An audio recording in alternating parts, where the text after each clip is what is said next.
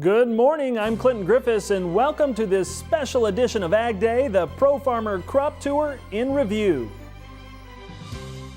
After gathering thousands of crop samples and trekking across the Midwest, the final numbers of the Pro Farmer Crop Tour are in. 12, 14, 16 there. Concerns about the crops in the East are confirmed. We just cannot catch rain here, and I'm just wondering what the size of these kernels are actually going to look like. And any hope of the West making up the difference? That's not just tip back, that's a pollination problem.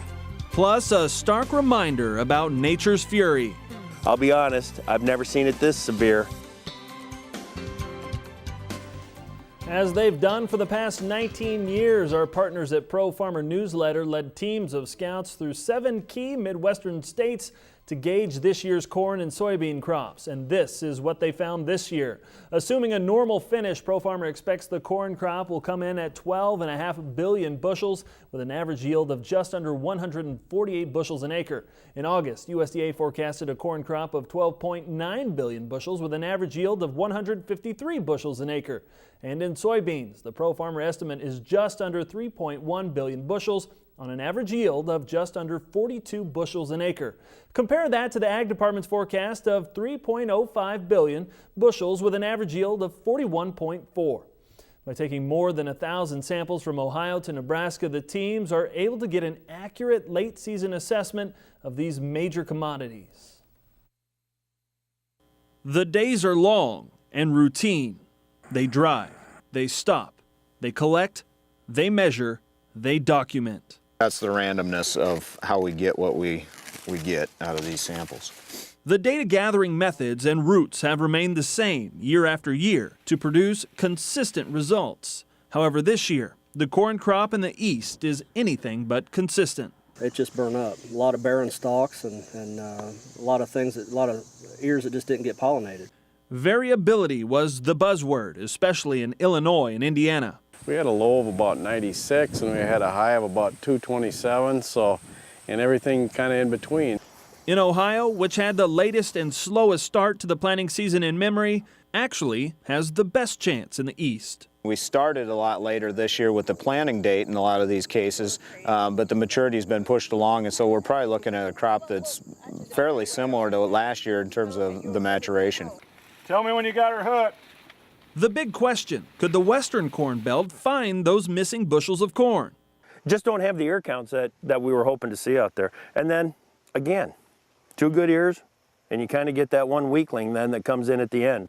On the soybean ledger, there was less concern. The pod count is good. There's consistency throughout the Midwest crop.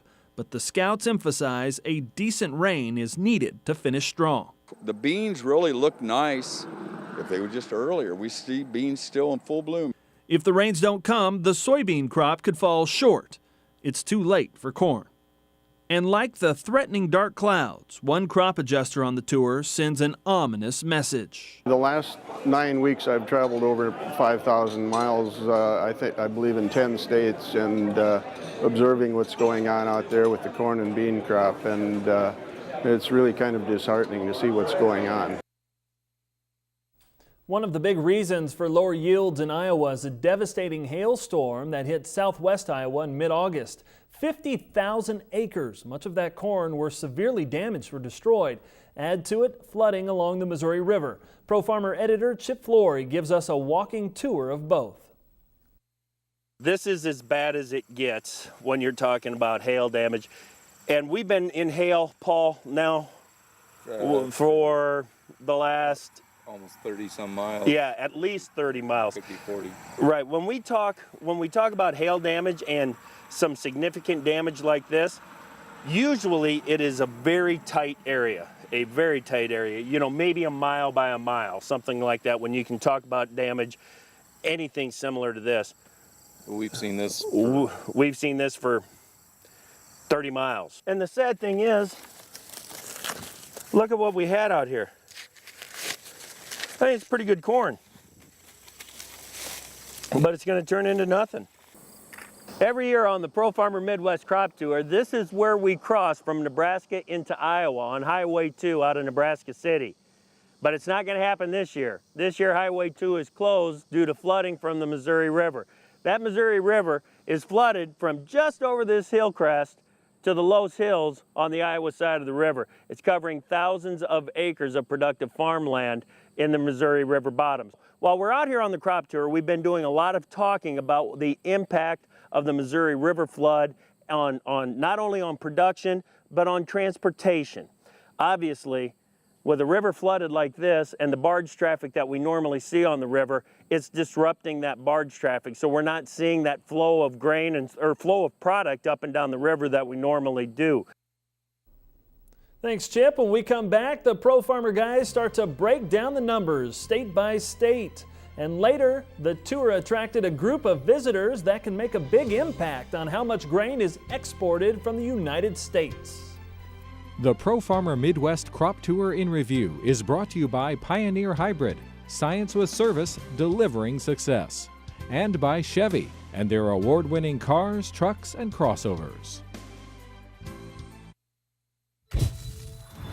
This is our time to get the most out of every hour, out of every acre. You don't plant half promises, only the best solutions. We know the land, we know you. It goes generations deep. Right product on the right acre. It's what we do together.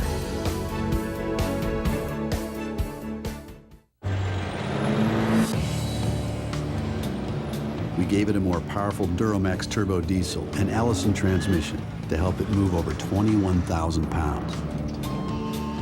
And then we gave it an advanced exhaust brake system to help slow it down, saving wear and tear on your brakes and on you.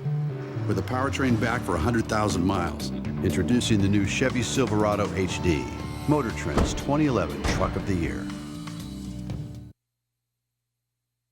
Rust is destroying your valuable equipment and property. Rust Guy permanently stops rust the easy way. No scraping, grinding, or sandblasting. Brush, spray, or roll Rust Guy onto any rusted metal and it will not rust again. Rust Guy is not a paint, but an industrial strength formula that kills rust on contact. It leaves a smooth finish that can be left as is or painted. Rust Guy protects from salt, manure, fertilizer, urine, and rain. Call 888-RUST-GUY to talk to a rust expert or go to rustguy.com.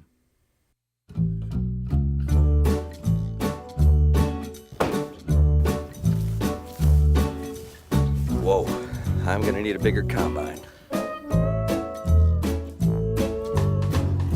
Looking for giant yields? Take a look at AgriGold Giants. Exceptional genetics combined with the agronomic expertise of our corn specialists add up to giant results for you. Genetics, agronomics, results. AgriGold, the corn specialists. See more at agrigold.com.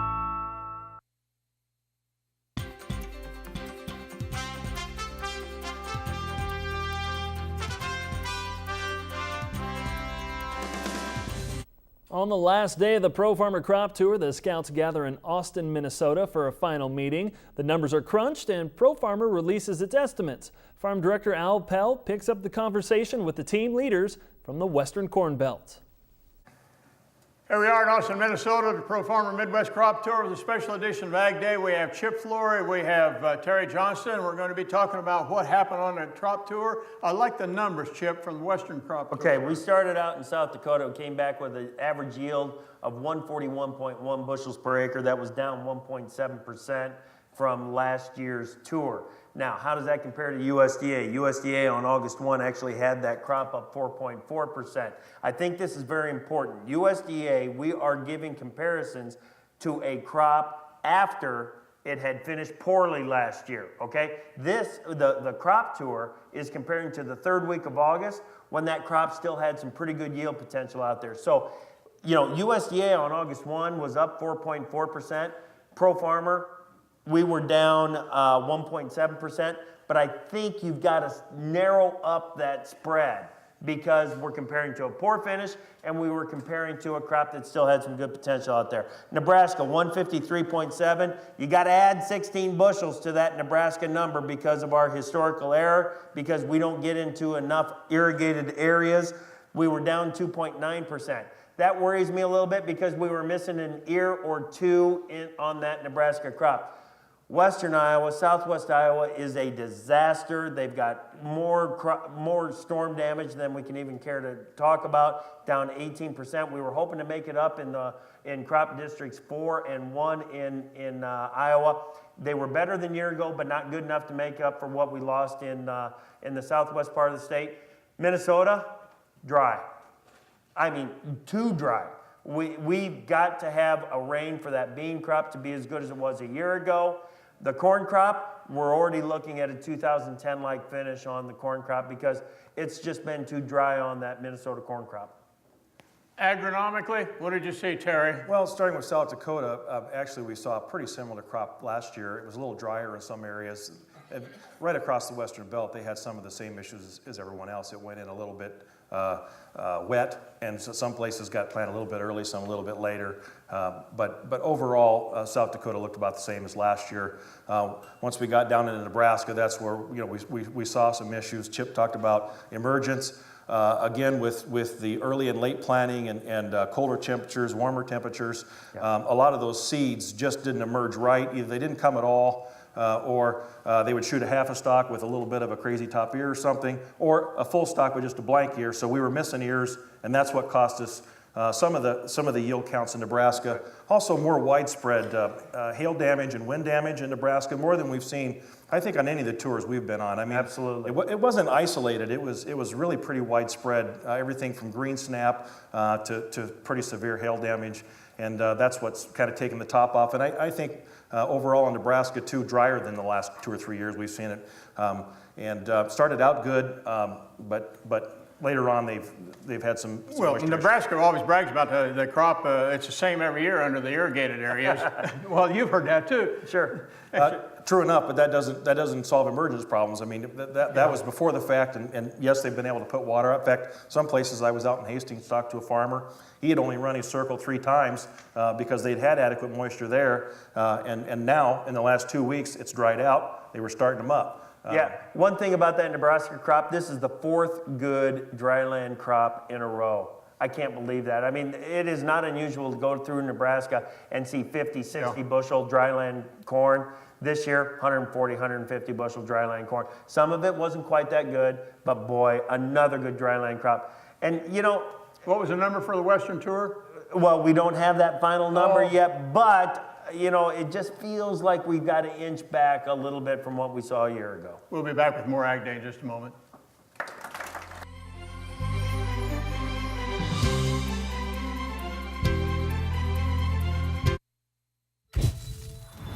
This is our time to get the most out of every hour, out of every acre.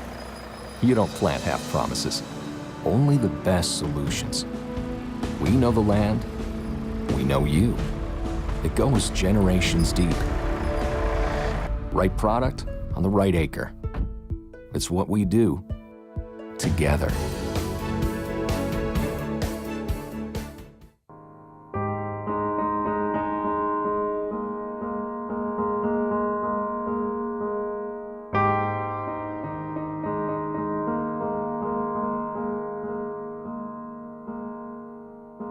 Farmers Feeding the World is about agriculture coming together to increase both hunger solutions and food production.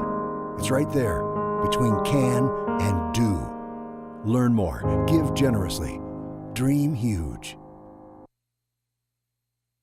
SFP is a research and development company, and we're working to overcome the inefficiencies of phosphate and nitrogen. The first product that we came out with was called AgDay, and it works with the inefficiencies of phosphate fertilizer. It's hard to get phosphate into crop, but by using the polymer, we're able to increase that phosphate efficiency in the crop greatly. With Nutrisphere, we protect our nitrogen from volatilization, leaching, and denitrification. We have our FEN trailer, which is our fertilizer efficiency network trailer, and inside that we have grower testimonials on AgDay and Nutrisphere. We have dealer locators so you can find out where your closest dealer is. Wherever the FEN trailer goes, we have a sign up for your favorite charity for youth. We're sponsoring the American Royal, 4-H, FFA, and Farm Safety Just for Kids. For more information on where the FEN trailer is going to be, along with grower testimonials and yield data, go to sfp.com.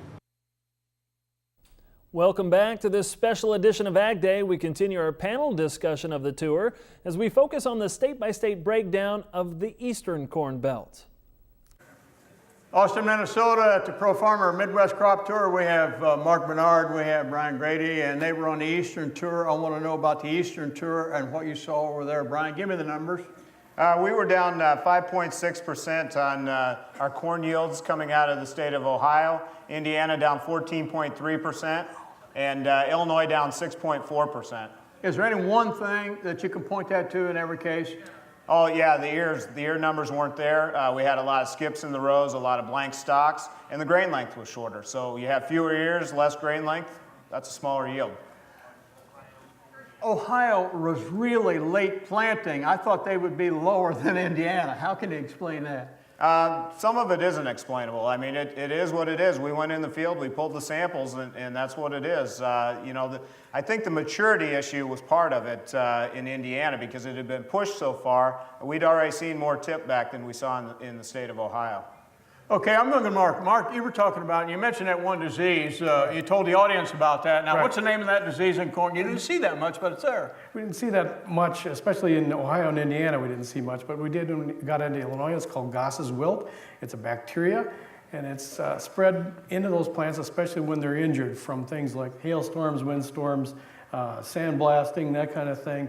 And it can cause anywhere up to a 50 bushel per acre yield loss.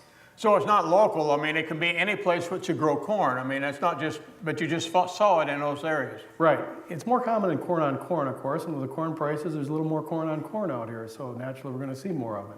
Okay, other diseases, other problems you saw? We didn't see a lot of diseases, especially on the eastern side.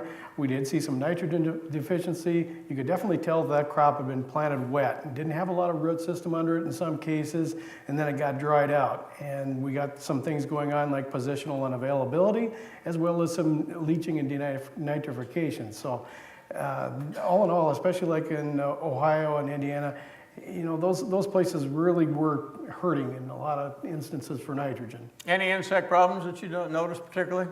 Nothing that really stuck out. We did find our little friends, the Japanese beetles again. We found a few soybean aphids, and you know, a few of the western variant corn worms laying eggs in those soybean fields. So lots of fun out there in the bug world. I'll bet. I'm going to ask you a little bit about soybeans. I heard a lot about the counts of pods are really good. Those beans in the pod. The beans in the pods in Ohio are flat. I mean, they still have some time if they get some, time and water, but I think they need both of those. Fortunately for those folks, being positioned where they are, they don't have to worry as much about a first frost date as we do over here in the western. Right, and that's a good point. You get to Illinois and the pods get plumper again, and luckily they get the cold air that we send them after we're done with it. So they're in better shape. Okay, anything else you want to add real quick? Just that, the variability was extreme in terms of we had some really good and we had some really poor, but most of it came in under average in terms of what we've calculated in the past on tour. Oh, thank you. Thank you very much, gentlemen. We'll be back more Ag Day in just a moment. Still to come, as one of the fastest growing economies in the world, it's important for American agriculture to know what China is thinking. A group of key grain buyers from that country saw the crop tour in action. That story is next.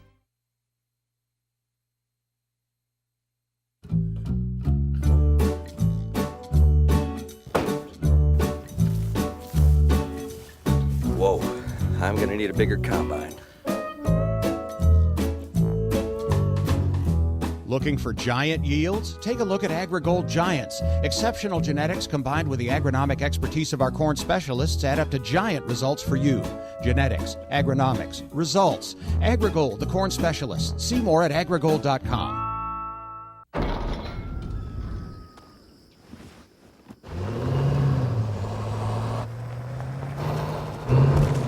We gave it a new fully boxed high-strength steel frame and hydraulic body mounts for a comfortable ride. Because the things you carry are even heavier than the things you haul. Introducing the new Chevy Silverado HD, Motor Trend's 2011 Truck of the Year. The global market. It takes some forward thinking. At Bauer Trading, we're trading the future today. Watching the four corners of the earth for market activity, Bauer Trading compiles and analyzes information, develops strategies, precisely times implementation, and continually monitors global events. Jim Bauer's vast experience in this process is why investors, large and small, trust him. Call Bauer Trading at 1-800-533-8045. Bauer Trading, global experience at work for you. Rust is destroying your valuable equipment and property. Rust Guy permanently stops rust the easy way. No scraping, grinding, or sandblasting. Brush, spray, or roll Rust Guy onto any rusted metal and it will not rust again. Rust Guy is not a paint, but an industrial strength formula that kills rust on contact. It leaves a smooth finish that can be left as is or painted. Rust Guy protects from salt, manure, fertilizer, urine, and rain. Call 888-RUST-GUY to talk to a rust expert or go to rustguy.com.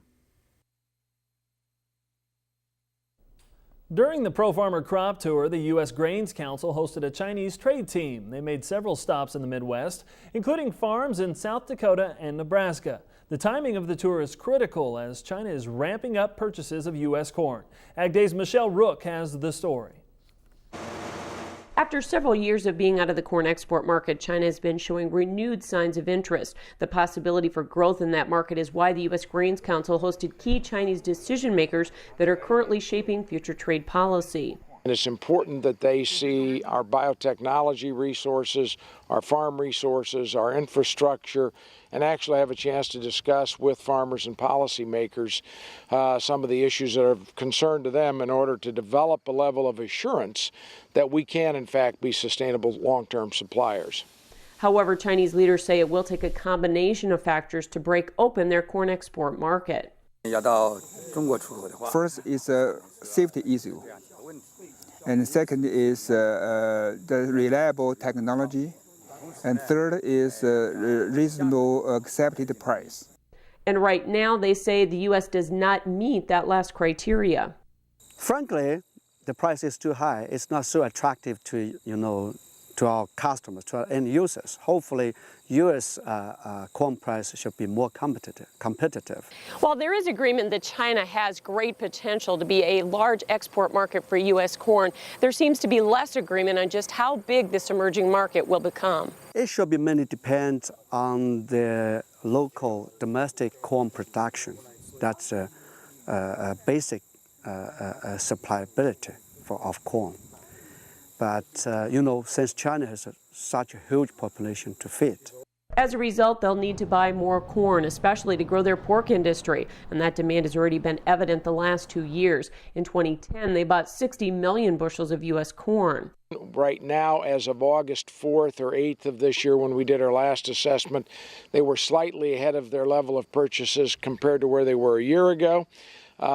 We believe that there are probably something in the neighborhood of 5 to 6 million tons of corn that has been booked that will ultimately go to China. However, even with China's growing need for corn, there's uncertainty about whether they'll be a large importer since they want to rely on their own domestic production. I believe that they're now reevaluating that position in a very serious manner. Still, U.S. farmers like Darren Enan say even if they get only a fraction of that market, it will be worth the effort. So the potential is there, and again, we just got to work through some of the regulatory hurdles and make sure that we're communicating with them so that when they do want to come in and buy, we've got the corn for them. Near Hurley, South Dakota, I'm Michelle Rook reporting for AgDay.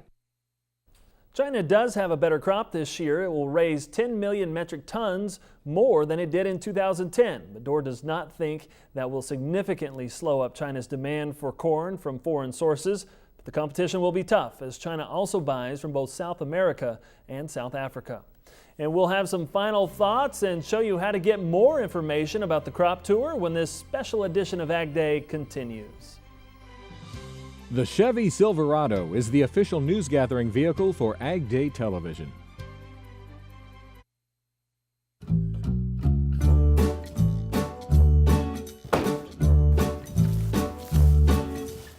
Whoa, I'm gonna need a bigger combine. Looking for giant yields? Take a look at AgriGold Giants. Exceptional genetics combined with the agronomic expertise of our corn specialists add up to giant results for you. Genetics, agronomics, results. AgriGold, the corn specialists. See more at agrigold.com. Rust is destroying your valuable equipment and property. Rust Guy permanently stops rust the easy way. No scraping, grinding, or sandblasting. Brush, spray, or roll Rust Guy onto any rusted metal and it will not rust again. Rust Guy is not a paint, but an industrial strength formula that kills rust on contact. It leaves a smooth finish that can be left as is or painted. Rust Guy protects from salt, manure, fertilizer, urine, and rain. Call 888-RUST-GUY to talk to a rust expert or go to rustguy.com. Tune in this weekend for Leave a Legacy, a special edition of AgDay Television exploring the critical steps farm and ranch families must take to secure their operations for future generations.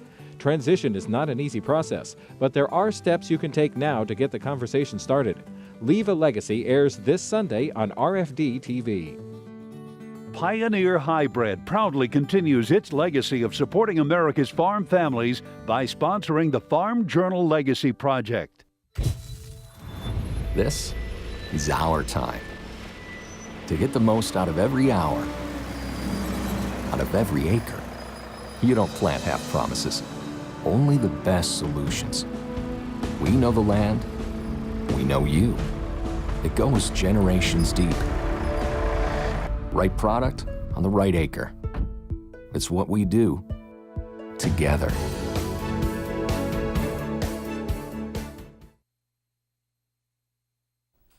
While on tour, the roads can get monotonous. After all, they cover as a group about 25,000 miles. So when a piece of art is spotted, our guys stop to see what it's all about. That stop took us to the Richter Farm in Lime Spring, Iowa. Just south of Minnesota, the family mounted a painted quilt on the side of their barn. It's called, appropriately enough, Country Roads. The Richters got some help from their extension office with design layout. Otherwise, the family did all the work. They gave us a list of pictures to look at, and we picked this one basically because we liked the name of it, and we thought it'd be an easy pattern for us to start with. Very nice, Sue. The 2011 tour saw a record number of scouts, 60 in the east, 40 in the west. Pro Farmer even had to turn away some folks. Next year will mark the 20th year of the event, and planning is already underway. Until then, there are plenty of ways to learn more about the Pro Farmer Midwest Crop Tour. First off, head to agweb.com and click on the big Crop Tour logo on the right-hand side of the screen. It offers complete day-by-day and state-by-state analysis, data, and additional videos. Also, our partners at Top Producer Magazine will have an extensive 8-page insert in the September issue. That's all the time we have this morning. We're glad you tuned in. Like you, we'll be monitoring the rest of the growing season. We hope you have a safe harvest. For Michelle Rook and Al Pell, I'm Clinton Griffiths. Thank you for joining us on this special edition of Ag Day. The Pro Farmer Midwest Crop Tour in Review has been brought to you by Pioneer Hybrid, science with service delivering success, and by Chevy and their award-winning cars, trucks, and crossovers.